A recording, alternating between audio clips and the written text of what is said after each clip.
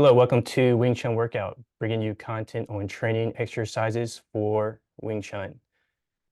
This video is another one of our videos with Sifu Paul. It's been a long time. How are you? Good. Thank you for the opportunity to synergize with you again. I really enjoyed our previous conversations together. So I look forward to what we will be discussing and sharing today. Yeah, great. Yeah, we haven't spoken to each other, like I said, in a long time, at least Yeah. on the in this format. Um, Yes. but for people who may not be familiar, we'll just do a brief introduction Okay. about what you're about. So you're a Sifu of WingChun. Um, you also have some, I guess, healing and teaching degrees. So in biology and Chinese philosophy from UC Berkeley. Um, you do acupuncture, licensed acupuncturist, and also for people who want to get more information, you also have a website called daocenter.com or daology.substack.com, and that's Yeah. Dao DAO, right? Yeah, Uh, correct. and uh, and your handles, I think everywhere is just Sifu Paul Wang Yeah, like with the A. on Instagram, it's Sifu Paul Wang. That's another way. Yeah, WANG. That people get updated on what's going on with me. So yeah, thank you for Mhm. sharing those ways to contact, and we can reiterate those later on. Um, but I'm curious, yeah, what you would like to have as our theme for today? Yeah, so we do Wing Chun workout, which is training exercises for Wing Chun. And what these discussions are to just fill in kind of the gaps of the how and the why we do Hmm. things in the martial art. So just like to bring you on and give you insights from an expert. And so today we would like to cover the Wing Chun curriculum. Uh, and we'll see how far we'll get, but I want to specifically focus on the forms. And because there's a lot of confusion, especially, uh, uh, I guess, today's martial art versus, I guess, the traditional Asian martial arts, we have forms like most of the Asian martial arts. And we also have what people may not know is we also have other aspects of the Wing Chun curriculum that kind of like fill things in, like exercises, like chi sao, patterns, applications, and maybe some free type of training. But yeah, let's dive into the forms.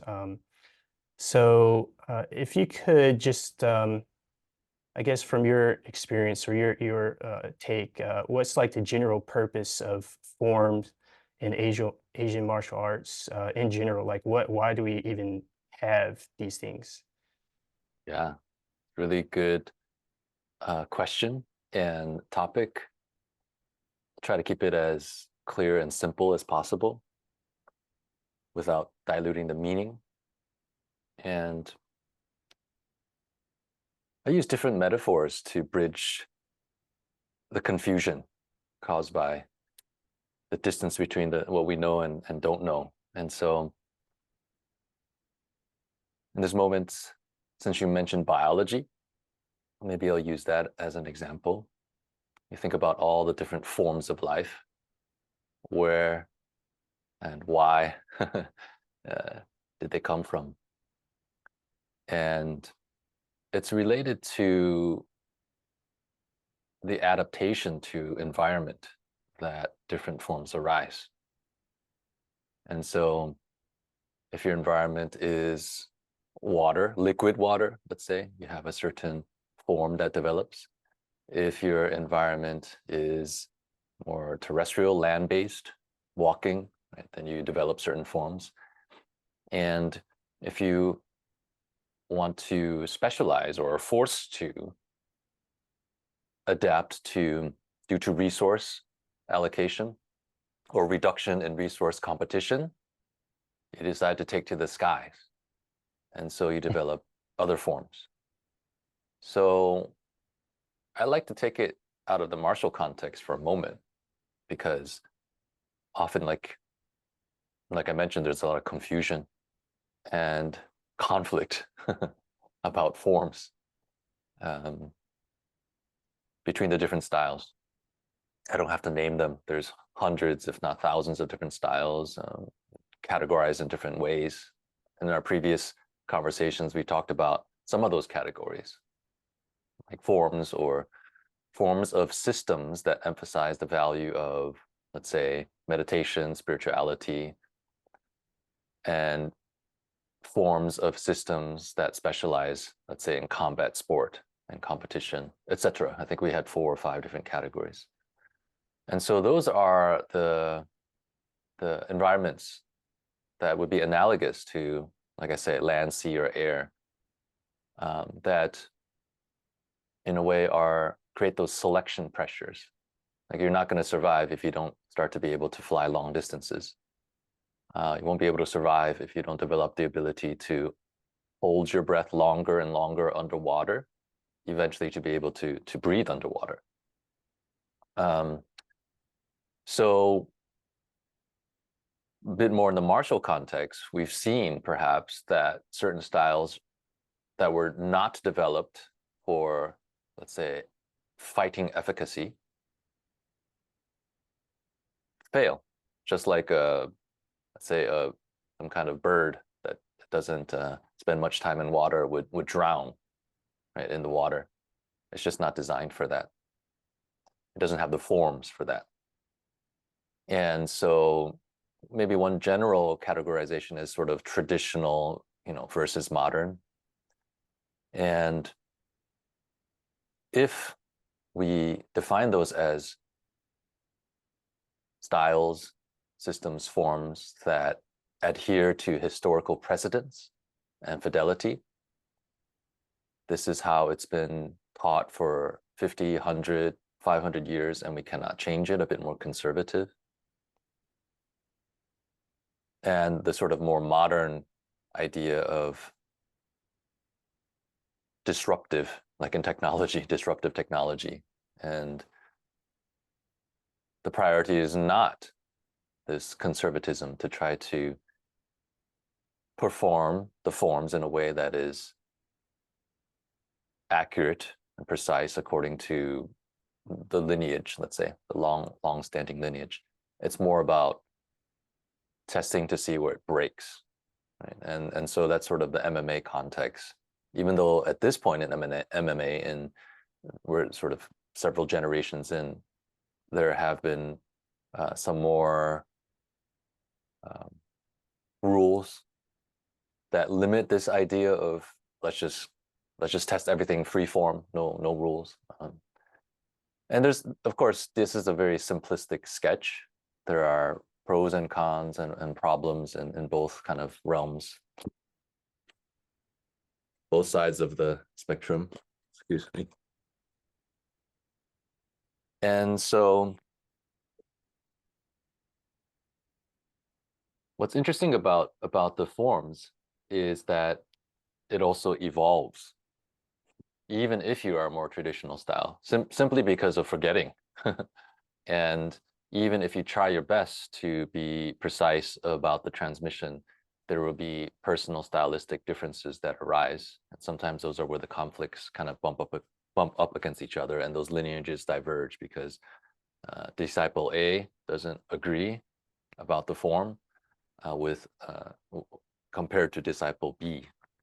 And that's not how Sifu taught it, and so, or they have some other ideas of different applications. And so one principle back to biology is this phrase, form follows function. And I like to tweak that a little bit. I say form informs function, or sometimes we reverse it, say function informs form. And that's not just a play with words. It's a bit of the chicken versus the egg.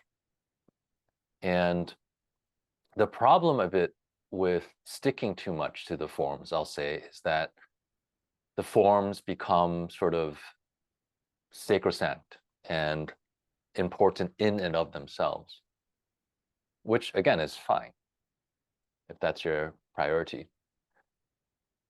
And therefore, we perhaps lose their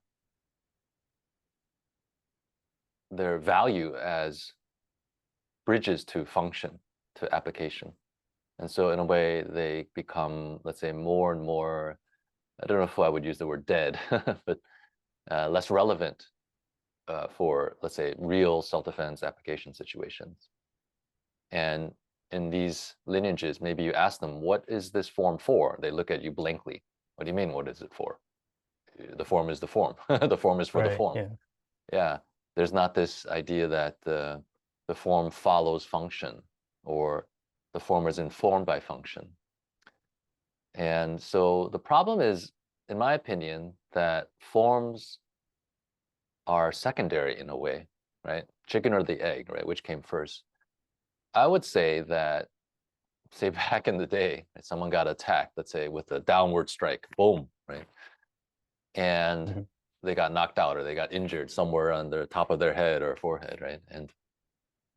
And actually, if you think about that very instinctively, if it's not too fast, right, that you have some time to react, most people would put their arms up, right? That's a form. It's not, in a way, it's something they made up, but it's not made up without context. It's made up due to the functional context. Something is coming downwards to attack this part of my head that I don't want to be impacted, and I use my arm to impact it instead, right? And let's say it worked. Wow. And then over time, right, that became codified as a form, formally. So that's my opinion. I don't think someone was just in their room or in their cave, right, without any external context, just bringing, making these shapes. Perhaps in some situations, like say meditation, or where that energy develops internally, then the body moves in certain ways spontaneously. And so that's for a different reason that the body creates shapes. Right? Maybe it starts shaking to release some tension in their shoulders, so their arm flies out this way. But that's an internal context. That's to move some energy inside. So to me, martial context has to be some interactive and interpersonal, and has to bridge the internal and the external. So I'll just say that as my preamble to your question, that form follows function, or you can say form is informed by function, or function informs form. And in the martial context for self-defense, it developed because, for whatever reason, competition over territory, some or mates, right? And there was some physical altercation. And if you weren't able to create in the moment forms, shapes that were able to protect against, in this case, a downward strike, then you would die, and that would affect your your fitness, evolutionarily speaking, to be able to mate and procreate and pass on your genes. Right? So the genetic transmission, genetic success is affected by the mimetic creativity. What I mean by that is creating meaningful, in this context, meaningful shapes. Right? Memes are about transmitting information and meaning, and passing that on. Let's say, right, to your offspring or to your crew. Say, okay, however you communicate. If someone does this to you, right, you make this shape, right? And then the form becomes passed on mimetically, right? Um, and then eventually, over decades, centuries, millennia, these became lineages that then gave names to these particular, you would say, movements or techniques, that then became aggregated into what we call sets. So I'm using forms in different ways, but in this context, let's say form, I've used it to mean a specific shape of a technique, but I know nowadays form mainly means a certain combination, sequence of movements, techniques that are linked together. And I would use the word set for that.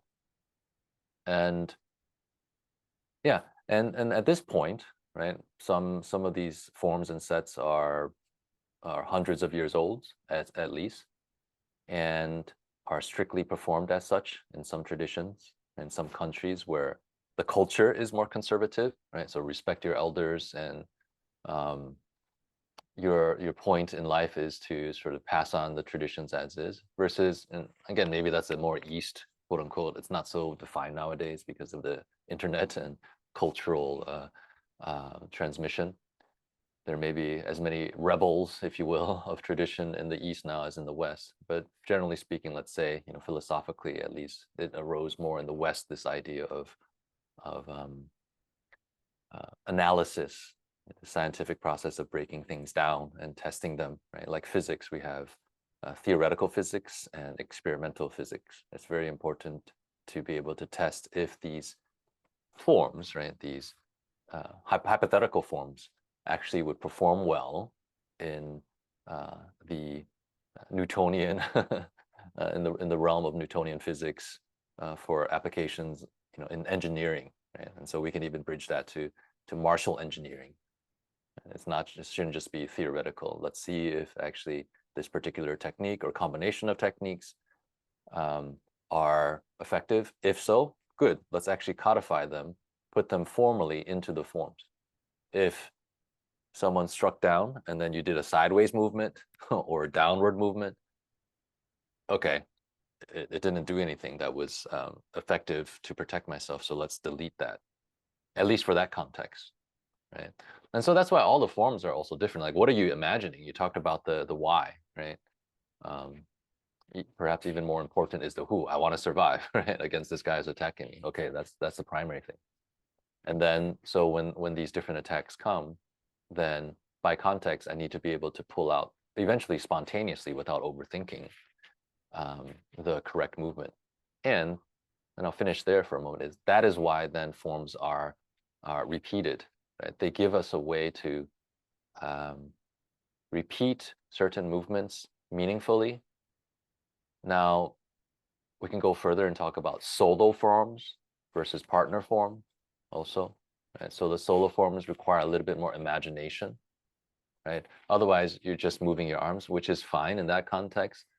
But then you have the partner forms, which are sequences, sets of movements where you kind of reciprocate with each other, and where then you can test out the form, right? And so then eventually, let's say free application is the direction you want to go to, maybe with multiple attackers, with even implements, weapons, and things like that.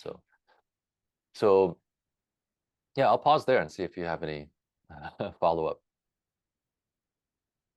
Yeah, that was a good explanation, like just the high overview. But in particular, what I found is, and you kind of alluded to this, is not all forms are the same. Particular to like Wing Chun, it's kind of Uh, strange compared to like the other forms. You could kind of see that there's a lot of flair to it.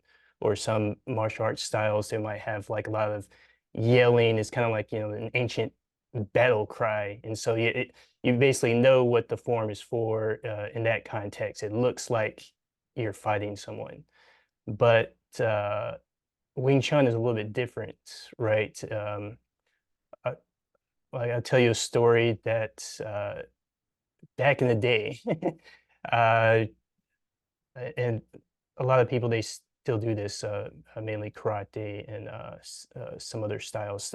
You would do like a big competition, and part of the competition is forms. So they separated out like we'll have a form competition and an mhm, actual fighting tournament competition. mhm, And I've competed in both. But when I did Wing Chun, I always felt it was kind of weird to do the form part, especially the our first form, because it's people would look at it and it's like, what is this? mhm, It's just Tan Sao, Bong Sao, just and you're not even moving. mhm, And I felt like just being judged on the looks alone, right? Just how the form looks. It's like, okay, do people know what they're seeing here? Mhm. And you can see that in other martial arts too, like I guess Tai Chi, right? It's doesn't look like a martial art, like you're fighting anyone.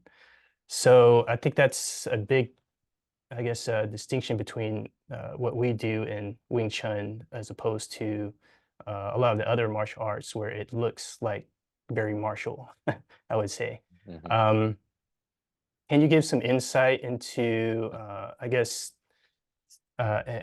we could start with the first form, if you like, and then move further. But I guess what is kind of the meaning or the theme behind what we do as far as form? Yeah, it really depends on the value system, right? Some, like you mentioned, the flair, that's what they value, right? And so whether it's solo performance or partner kind of demonstration, it has to look good. We talked about that as sort of the more acrobatic or aesthetic style, right? And so if you compare it to, say, the conventional first form of the Wing Chun system, the latter is boring. It doesn't look that fancy or that exciting. And that could be a criticism. If the martial culture is, it has to look cool, it has to get people excited, right? You're doing all these very, say, athletic, acrobatic things that look good, right? It's sort of even in the context of a movie, right? In a way, if it's too efficient, let's say the fight scene only takes half a second, and the person is knocked out, then it's kind of a short movie. And what was that? I don't know, right? But the person is now on the ground, right?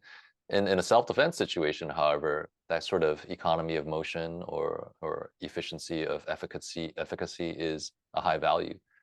And so then, if that's the case, then this ladder system doesn't really care how it looks, and it may still look good, right? Sort of accidentally, like you mentioned, some of the movements that are performed in Wing Chun. However, that's sort of the externalities. The inner reason, especially with the first form, is actually to train your intention. That's in fact the name of the form. And so you reduce external variables, including steps, right? Including different stances. You just are in one stance. And it's kind of like the traditional maybe image that people have of kung fu, right? But they usually use like a low horse stance, right? The beginner has to be able to stand, at the Shaolin Temple or Wudang Mountain in a low stance just to be able to test their physicality, let's say, right? They have that kind of physical strength to do so. Maybe it's a testing process. However, I think much more so, if I imagine being in that context, is actually to test the character of the student. Is this person just not going to do it, or do they give up after 2 minutes? Especially if I think about investing my time and energy in not just nowadays, it's commercialized, so maybe you need a lot of students. But back in the day, you didn't need that many students. You survived more simply, and you were looking for quality, not quantity. And so you would use this very simple form, let's say a stance, maybe even without arm movements, to see, and you just tell them to stand. And maybe that's the first and only technique you teach them for a month. And maybe 10 come to you, and after a week, 5 leave. And at the end of that month, only 2 are left. And you're like, okay, cool. Very low maintenance way to check for the quality if the value is the character of sort of diligence. And yeah, in some systems, that's the most important, right? And so back to Wing Chun, it is about being able to focus your intention to do one thing at one time. That is the meaning of 修能套, 小念头. Nian means a thought. The character Nian has 2 parts. Top part means this or now, and the bottom part means mind. So this mind, meaning this mind, not that mind of the past or future. In this moment, what is your quality of mind? That's super important for actually any context. And even for the more sort of dramatic, acrobatic ones, right? Like you have to be very aware in the moment. Otherwise, you may hurt yourself, right? Fall or not look good on camera. So there are physical risks, right, and aesthetic risks. Now, in the self-defense context, you could die, right, if you lose your focus or attention. If you're not in this moment, if you start thinking about your boyfriend or girlfriend or your pet or the dinner in a self-defense situation, you don't have the nian or the nim, or breaking it down, the top part is jing, this now, and the bottom part is xing, jing xing, this mind of now. It's problematic. It's you lose presence, and it could be your absence from this life. And to, the third character. So nim is the second character. Nian. To is the third character. It means the start. It literally means the head, right? Which is kind of the start of your body, or as in a trailhead where you start the hike. So this is the idea of keeping it fresh. I mean, it's related to nim. Actually, nim to is often used together as a mm, as a thread, let's say, of thinking in your stream of consciousness. Oh, I had a nim to, right? And so even the idea of this Zen idea or Chan idea of beginner's mind. Right? Don't think even after 20, 30 years of practice that you know everything, because that's the death of learning and progress. So the idea of to is always to start again, restart. And for me, that psychological or philosophical psychology has been very useful. And I saw colleagues and students suffer and get bored and quit when they couldn't have that nimto idea. They couldn't embody it. Oh, I already learned that. Oh, or some part of their mind's like, I've already done that a million times. I don't, let me learn new things. Let me move on, right? And it's very important, again, in the first form, that you do everything as if it's for the first time. Of course, you have 20 years of experience, so that first time in that moment is with 20 years of experience behind that, with 2 million repetitions of that one technique, let's say. So it's much more high quality. However, the psychology that you want to have is that freshness in the moment, that even joy, like, wow, right? First time, you're shown something that's meaningful to you, like, wow, that inspiration. And that even ties to the name WingChun, right? The idea of Chun as life and birth. That's kind of more the meta level of the name of our system, is to keep it fresh. That's true for any relationship, right? Even with other people, partners or family, like, oh, same old Bob, right? What can you do to keep the relationship fresh, right? You can have the mindset like, wow, I'm just going to look at Bob without all this kind of memory or history for that moment and see it anew, right? And that's, again, very, very practical for self-defense context, right? Meaning minimal assumptions. Minimal assumptions is good. Don't think that you know this person because they're scrawny and shorter than you, that they're, maybe in your old mind, your memory, like, oh, this person is not dangerous, right? But the kind of big buff guy, oh, I better watch out for. It could be opposite. So watch out for your nimto. Watch out for the thoughts that you have, and keep them fresh, and be careful of your filters, and change your filter often. Because the more you make assumptions, especially in a self-defense context, the more risk it is. Yeah. And so the Siu part is about focusing, one thing at a time. Siu means small. So small in quantity means don't do too much at one time, right? At least in this stage. And so some think of Sinam Tao as the beginning stage, but it's also the stage of mastery, where you're able to really just do one thing fully at one frame of time.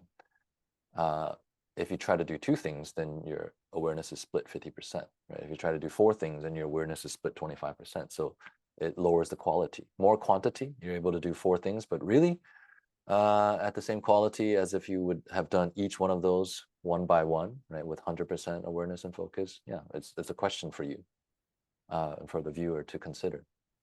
And so to unitask, you see, all these things are very interesting, even and especially for modern times, where multitasking and fragmentation of our attention in different directions, in more than 4 directions, right, in 10 different ways, right? Because you have your Instagram identity, you have your Facebook identity, right? But also your physical, like you need to go to the bathroom or you have some pain, right? But you're also a brother or a husband, right? So you have all these identities, and you're never fully in any one. You're kind of pulled in so many different identities and roles and directions. So your energy isn't concentrated. And again, in self-defense, that's dangerous, because if you're doing a strike, why not put your full focus in it? Maybe you only need 1 or 2 strikes to deal with the situation, versus if you're doing that strike while thinking about whatever 2 other things, right? Then it's not fully embodied, and you may need 10 strikes to get the same result. Let's say be able to incapacitate the attacker enough that you can escape. Right? So the Siu is about one thing at one time, right? That's why you only there's some 2-arm movements, but they're usually symmetrical, so you are kind of doing the same thing, right? Just mirror image along this plane, or they're just single arm movements. And the stance is the stance. You're developing that rootedness, that groundedness. That if you try to learn too many stances at one time, it's hard to get the quality. Learn one stance, learn via one stance. In this case, the Jingsen Ma, or the goat clamping stance, as some colleagues call it, Yi Ji Kim Ma. Via the vehicle of one stance, develop that inner feeling of groundedness, alignment to earth, and rootedness, and then transfer it to other horses, if you will. We call them Ma, right? If you try to ride 4 horses, in the same day, maybe you don't get that inner feeling, right? Because they all have a little bit different characteristic, right? The Yi Ma, the Zaksan Ma, etc.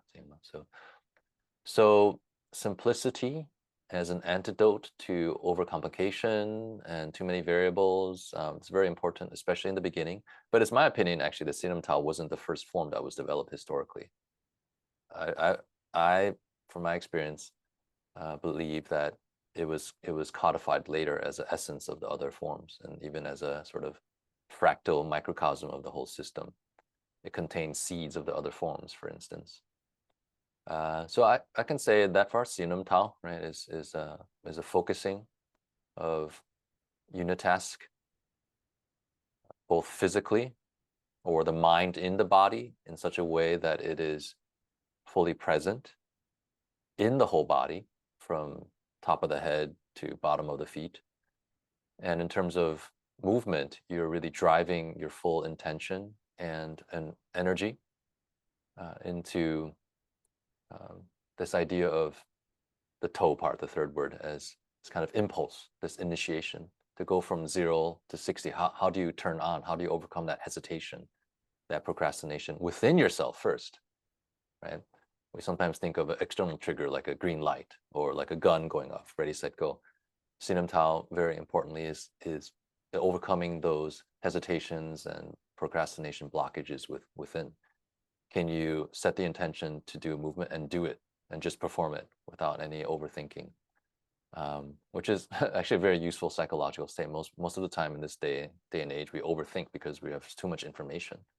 And should I go learn guitar, or should I go learn swimming, blah blah blah, right? And you don't do any of them.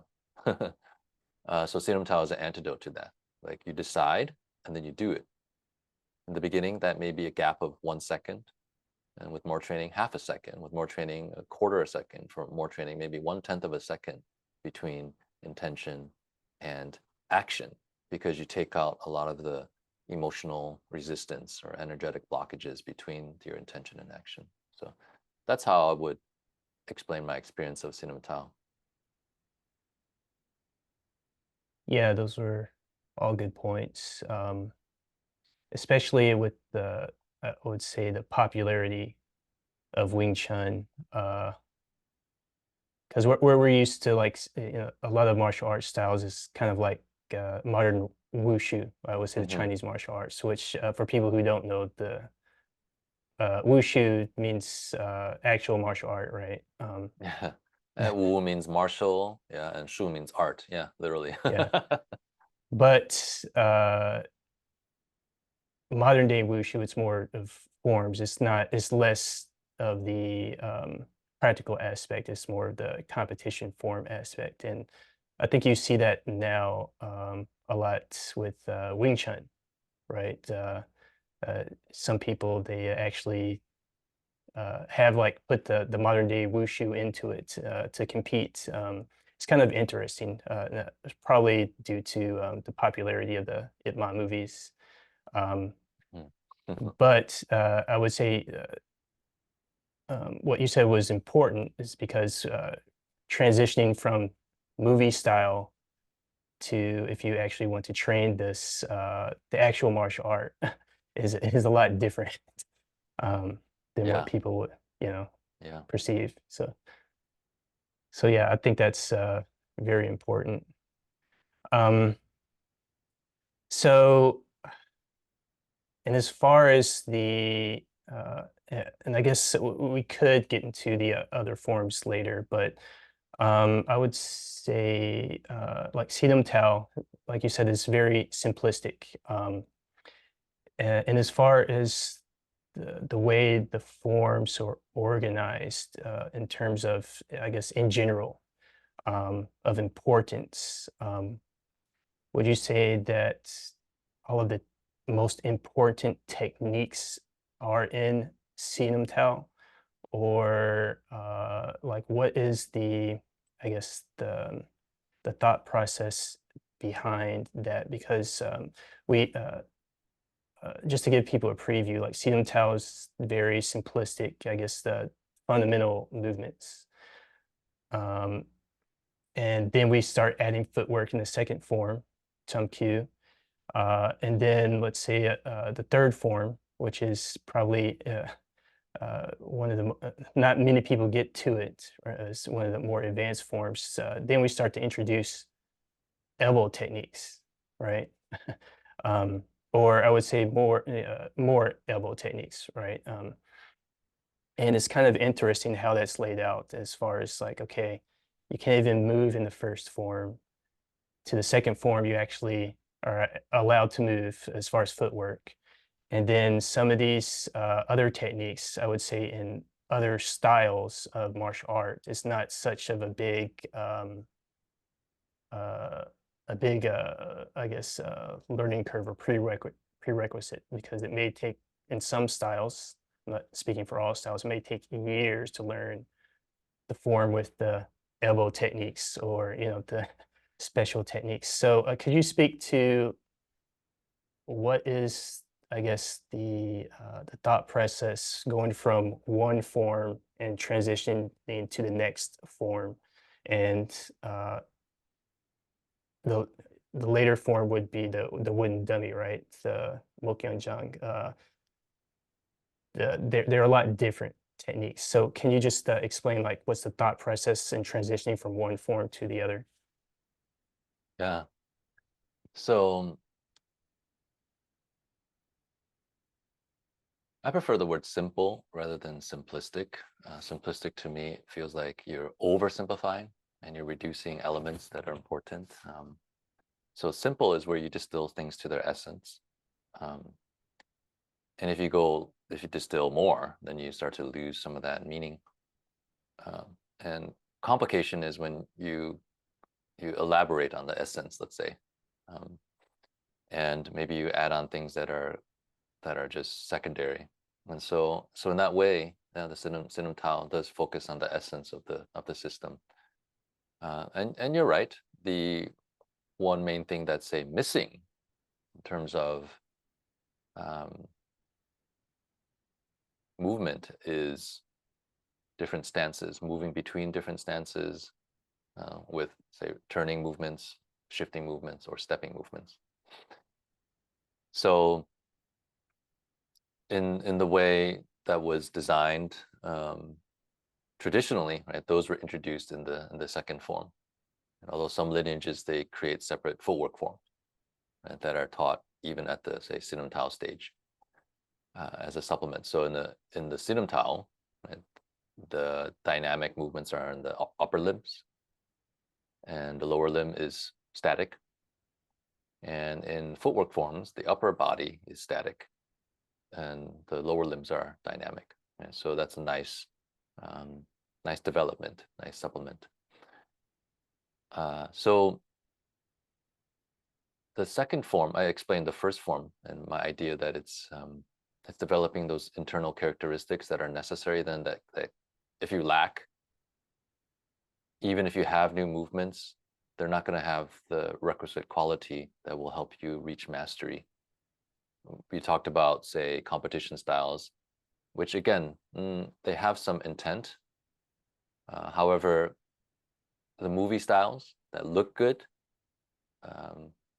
for a fight scene may not qualify for a competition style, whether it's a form like kata competition or I think kumite, right? Which then neither of those, right, movie style or sport style, will be effective in a, whether you call it combat or self-defense style or system. So again, the main frame that, for my bias, the Wing Chun system is designed for is for that third, is really for self-defense and combat, not for competition or sport or aesthetics. Those, it could be used, like you said, they could be exapted. That's the evolutionary word. Exaptation is where you take one technique and then you put it into another context. The common example is like birds developing feathers for insulation. Eventually, those were exapted or co-opted into application in flying. Right? So that can happen in the martial arts too. Like one technique, maybe you use it, you're thinking to block an arm, let's say, right? We use this movement to block an arm.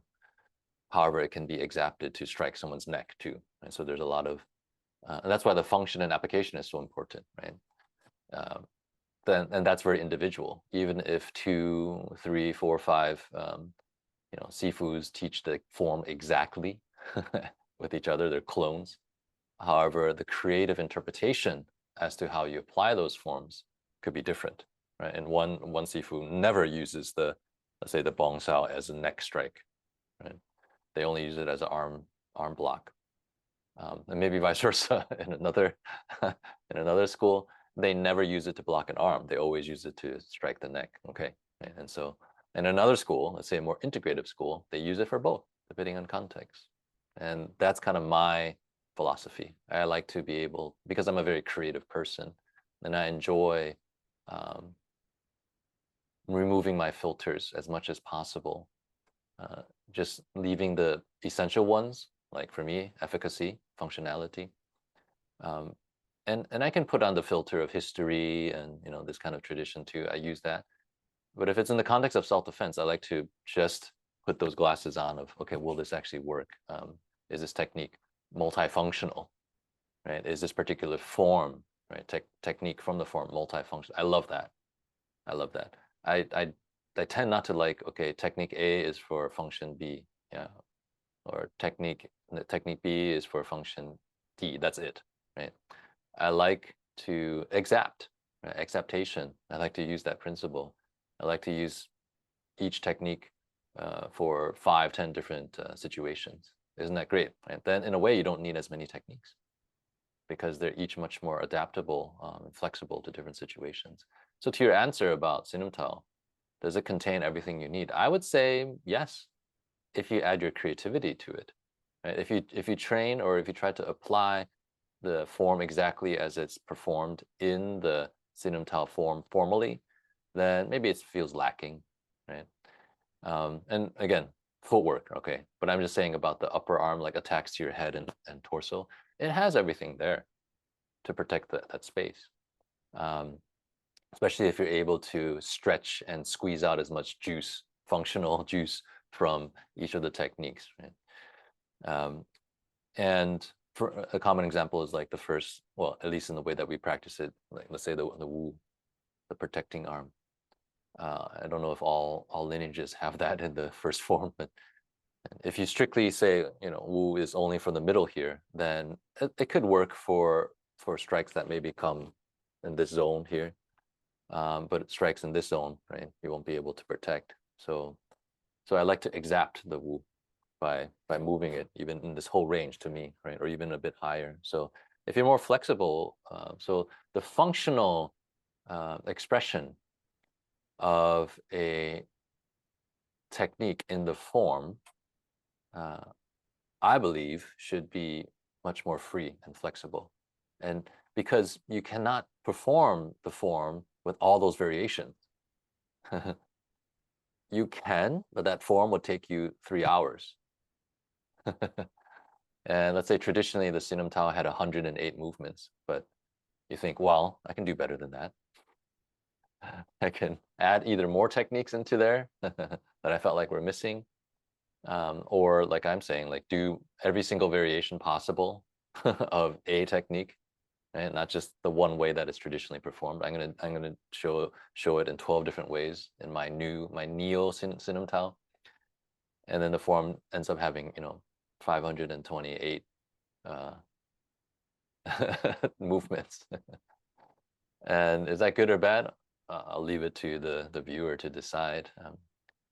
My bias is towards essence and codifying a lot of meaning in fewer elements, like the periodic table, like carbon, right? Okay, carbon, right?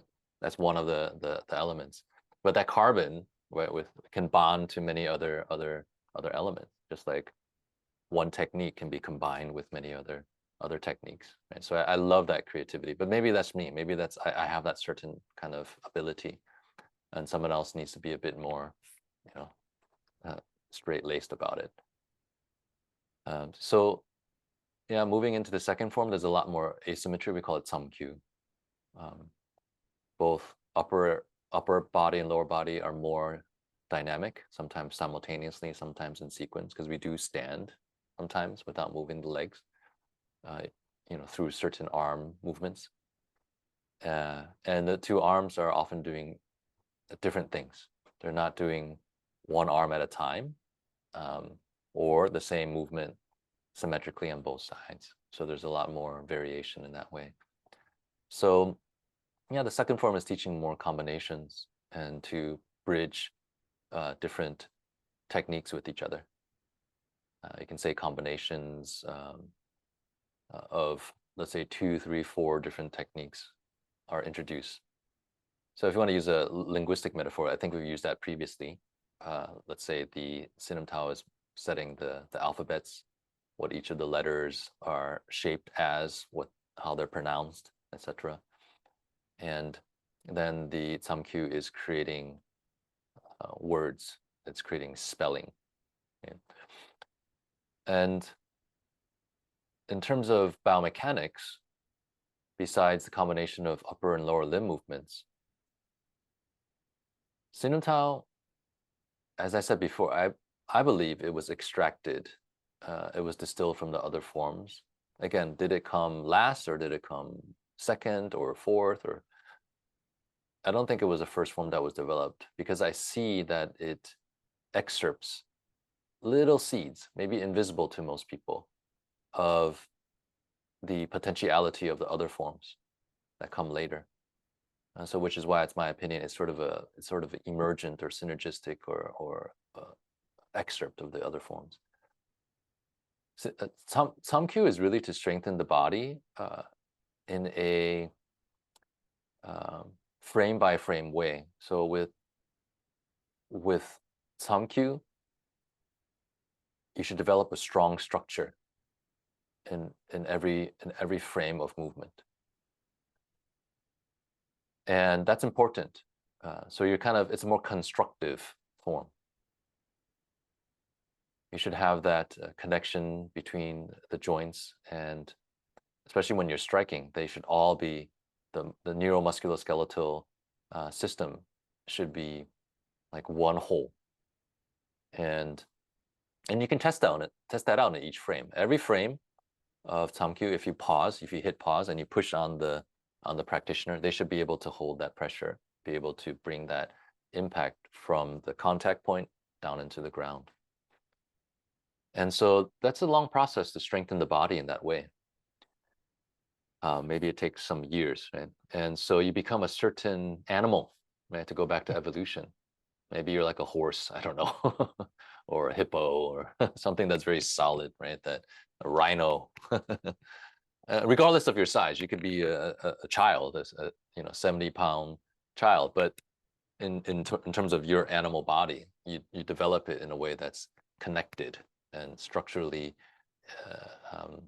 coherent and has an integrity, biomechanically speaking.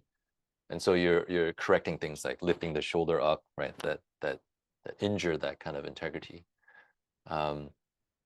So it's a little bit more blocky, if I want to use that word, right? It's like bricks or concrete blocks, something like that. And then when you get to the next form, the Biu Jee form, then it's much more fluid. And the idea is that you're not just learning to, especially in the torso, let's say, the torso is not just for transferring force from lower to upper limb. That is taking force from upper limb down or bringing force from lower limb up. Right? So the primary difference is in the torso, and that includes the spine as well as the scapula. Like I just said about the shoulder, right? That should be pretty locked.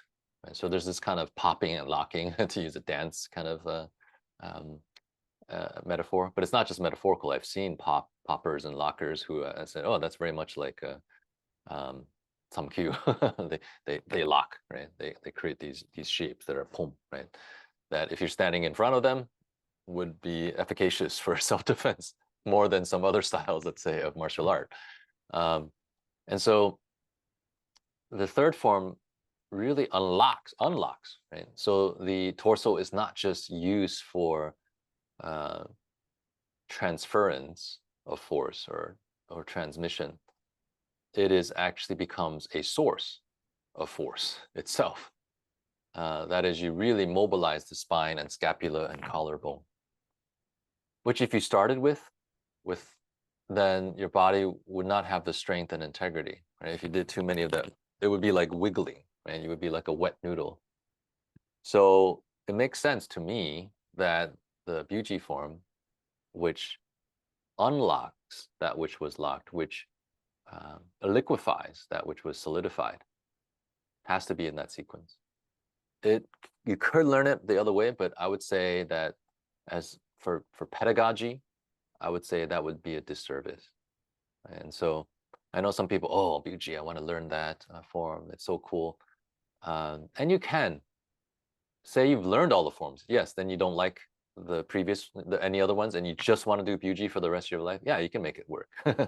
But I think in terms of the ontogeny of development, that it's important to start with the Tsum Kiu and then Biu Jee in that sequence.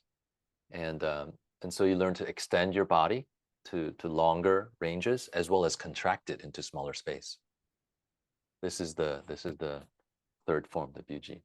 So I'll say that again, right? Using this, and also this concept, this geometry of spirals, right? Spirals you can unfurl, right? Or you can contract, right? And so that's how I understand it. People just talk about the techniques. I think in terms of principles. So it's not about elbows per se, but it's because you contract your body into smaller space, which is relevant for close distances, right? Or to free up objects or limbs or bodies that are close to your body, right? However, in Biu Jee, we also have the most extensive spiral expansions too.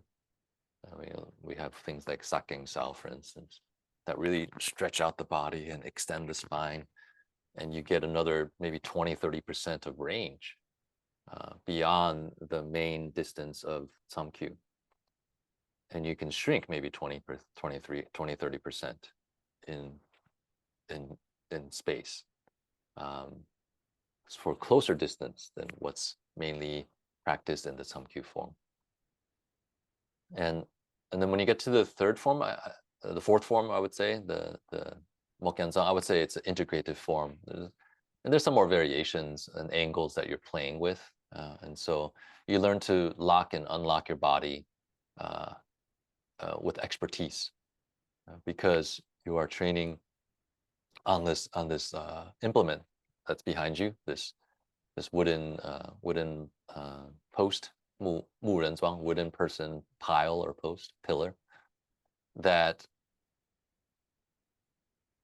the intention is not to move it. The intention, some people think it's about hardening the arms, and sure, you get that side effect. But I would caution not to overdo it, like I think many people do, especially as beginners. If you want longevity, it's not good to have too much micro fracturing of your bones against the, unless your Mokyanzang is made out of rubber or plastic, it's fine. You hit it as hard as you like. But if it's like this kind of teak wood or ironwood or anything denser than your bones, which is the living tissue, I would caution. So I would say maybe 5%, 10% is about the conditioning. Yes, do your bones get dense? Does impact and loaded exercise change and even improve the density of our bones? Yes, yes. But I think maybe the way in the United States, I'll speak as a member of this country, is kind of to overdo everything, right? Whenever we think something is good, we overdo it, right? Ice baths are good. I'm going to spend 10 hours in an ice bath, or the supplement is good. I'm going to just so be careful of that. So in my opinion, it is a good tool. This wood is a good tool for you to be able to know your limits. Opposite of some people, push your limits. That's good, but that's not maybe healthy all the time. Know your limits, accept your limits. This is now an object that I cannot move using my Tsum Kiu power, right? Or that I cannot destroy, let's say, with my Biu Jee animal, right? So I need to become another animal. So the horse of Tsum Kiu or the snake of Biu Jee, right? Okay, I need another zodiac animal. I don't know what Mokyanzang would be, maybe a monkey or something. Or human, maybe, yeah, 木人桩, right? So there's the word human in it, okay? It is the integration of all the intelligences that you've developed up to that point, and that the forms have allowed you to cultivate, and then you bring it all together.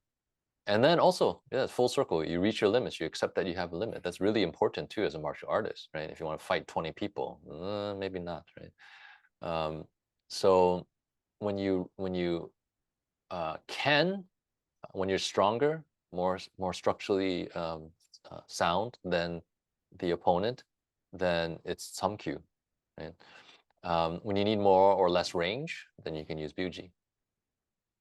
When you want to be able to know, and that's also a bit the unlocking. Biu Jee is also the unlocking, and so the movements are a little bit more unhinged, let's say, in that way. And the psychology is completely different, actually, than what I described earlier for Sinum Tao. The Mokyanzang is, again, the expertise to be impeccable, to know when to flow and know when to freeze, know when to become liquid, know when to become solid, know when to lock your body from head to toe, and know when to unlock. Because staying locked, right? It's like this is now getting philosophical. It's like when we hold on to a certain story or a certain way for too long, then we get dragged and we suffer by it, right? When just letting go, right? Unlocking and moving around the immovable object, which the Mokyanzang represents, gives you new options. Right? Instead of trying to hit our head against the wall at the same point and thinking that we're failing because we're not hitting it hard enough, right? And then we knock ourselves out or kill ourselves. Why not just change the angle and move a little bit to, yeah, and so that's also in the Mokyanzang, just change the angle. Maybe 30 degrees is a dead end forever. But if you move to 31 degrees, hey, then you find the way. Yeah. So the Mokyanzang should make you wiser, not necessarily harder per se. It should make you be able to flow with their circumstances. So so that's kind of the archetype that I apply to the Mokyanzang. The wood teaches you to be more human. Yeah, that was some pretty good stuff. I would have to even for those at home watching this, even I would have to review and watch this because there's a lot of stuff that even I uh, didn't know. But and that's the reason why we have you on because I think it's a skill to actually explain Yeah, these things yeah, for I guess the layman or laywoman. yeah. It's a challenge for It's sure. a And challenge. from my experience, this is kind of it's my third decade. I, you know, halfway into my third decade, 26 years of struggling to uh, convey the experience of an art, right? Of a living art uh, with words, right? And of course, we're limited here, right? If we were in person, then we could use tactile, more visceral ways, Mhm. or diagrams, right? So yeah, I appreciate that. It is a challenge, and I do um, I do I do value that, to try to use words in a way that are accessible, but also carry a lot of depth and meaning. So yeah, it's not easy, and um, but I appreciate that you're able to, and also the viewer, to attempt to unpack the words, and hopefully you can feel the import of them, and that it may benefit your path.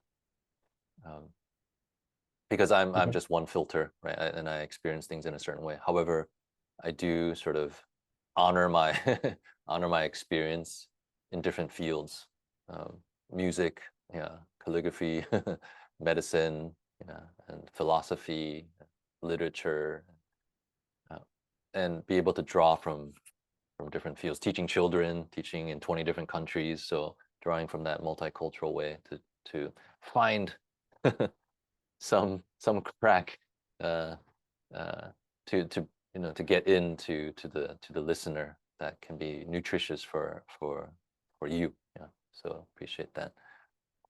Yeah, so that's kind of a overview of how I understand these four forms that we referred to: Sinomtao, Tsum Kiu, Biu Jee, and Mokensang. And again, seeing them as different animals, which was how we started the conversation with this idea of biology. Why do we have different animals, right?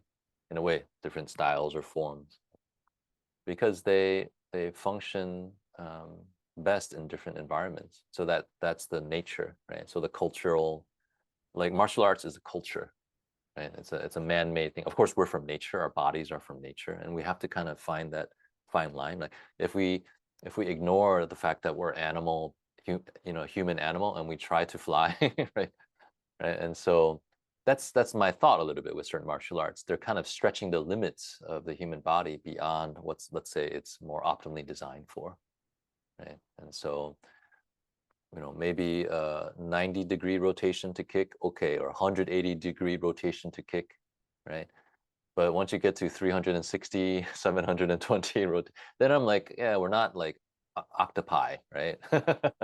We can just spin on our axis like that, right? We're mainly bipedal and front facing. And so I honor our limitations as a human animal, anatomically and physiologically. And so even with jumping too, like, yeah, we can jump only so high, and sometimes it's relevant to jump up, to avoid something on the ground. But to specialize in jumping, again, it's another, there's sports, right, for that, like high jumping. But in terms of martial context, I don't think it's as relevant. Better in that context, I think, to have both feet on the ground. Yeah, context is very important. Yeah, And I yeah, like what you said about, I guess, the experience is what you bring to the martial art. And I think that's what a lot of people, especially in Wing Chun, but I'm sure, well, I know it's the same in other martial arts as well, is, mhm, uh, people squabble over maybe some small differences in, I guess, technique. But a lot of things are probably just personal preference based off of maybe experience or understanding. Mhm. I like to do it this way, and this guy likes to do it this way. But yeah, some people that I think they might use that as I guess, a marketing tool, right? Some Yeah. teachers claim, "Oh, Yeah. Yip Man is my teacher," and a Mhm. lot of people they learn directly under them. But Yeah. you look at the different, I guess, forms. Since we're talking about forms today, they're a little bit different, right? And Yeah. so, who do you believe? Yeah. Yeah. It's important to accept the fallibility of oneself and even our dear teachers, even if we respect them, right? Because no one has all experience, no one is omniscient, and so we all have our filters and biases, like I've referred to. And I don't train martial arts as a pretext for interpersonal war. I I hope, and again, this is my bias, right? Someone say, okay, what are you, some kind of pacifist or something? To me, quality of life. I feel like I should get into less conflict, right? The more I go, um, and so it's as much a reflective process as projecting, uh, and again, the name, right? It should enhance our life force.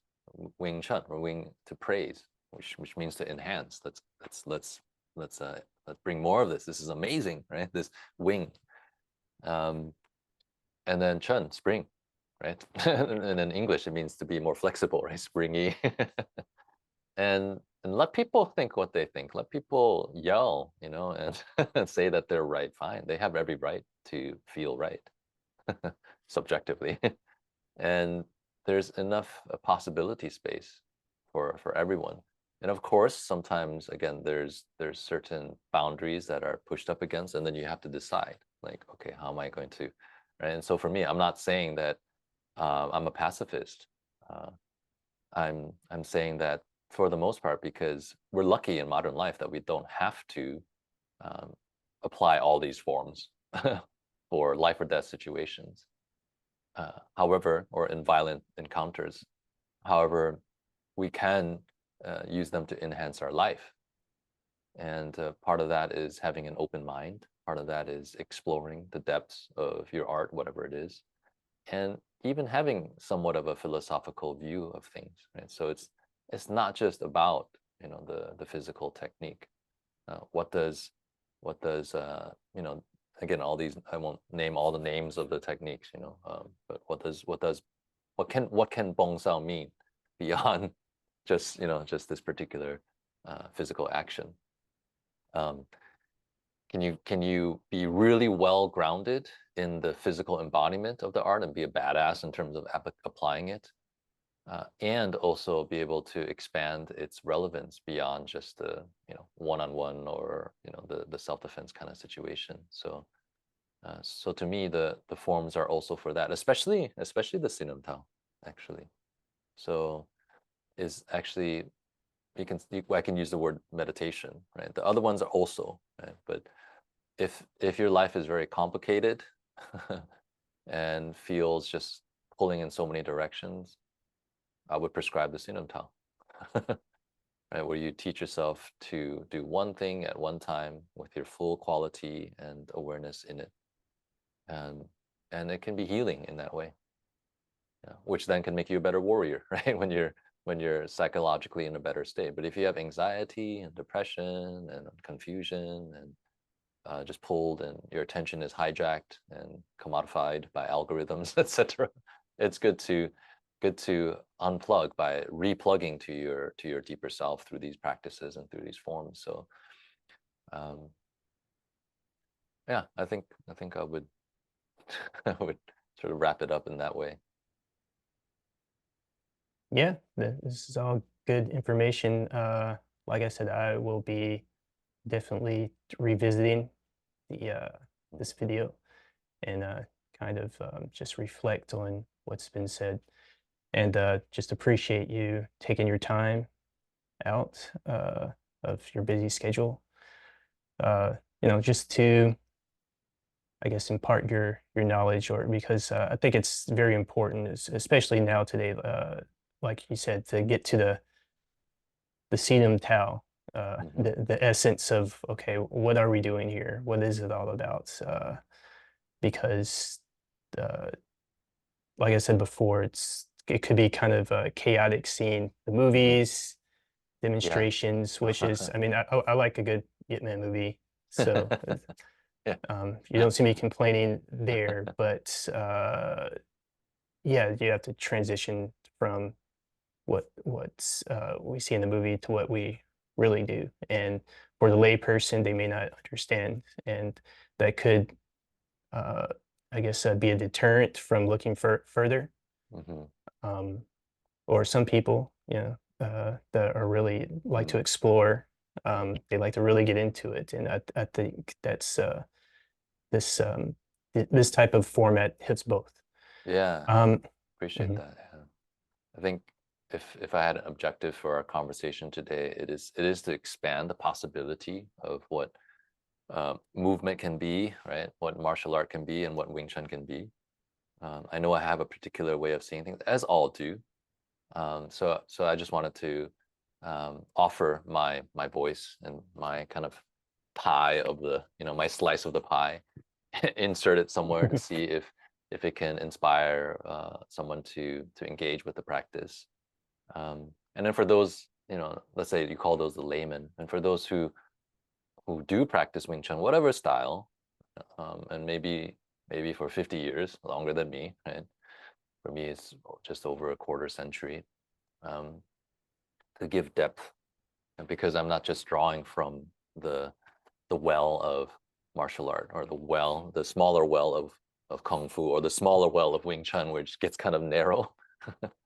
Because of all the things I engage with, like spokes on a wheel, I can bring in much more different frames, uh, hopefully sense making and meaning into the topic of conversation. And today it's sort of the forms of Wing Chun.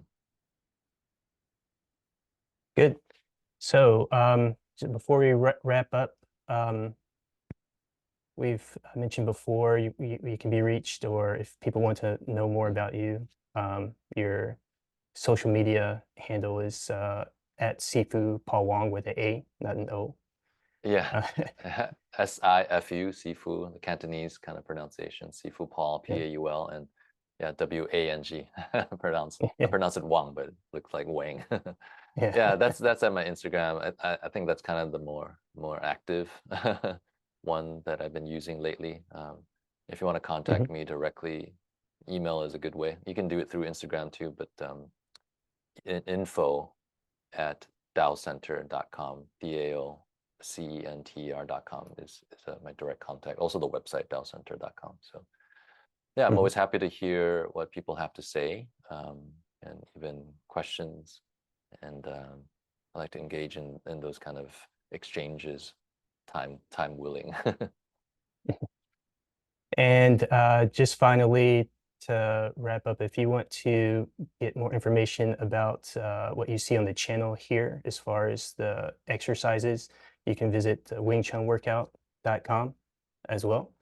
And right now, we do have a promotion for 20% off your purchase if you want to purchase the online training. So just go to the website and use the promo code New Year 20 at checkout to get the discount.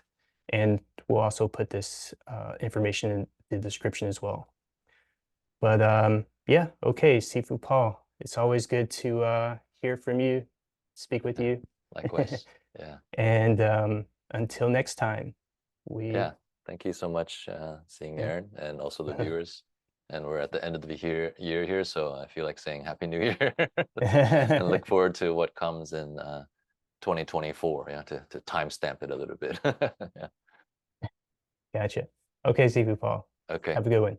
Okay. You too.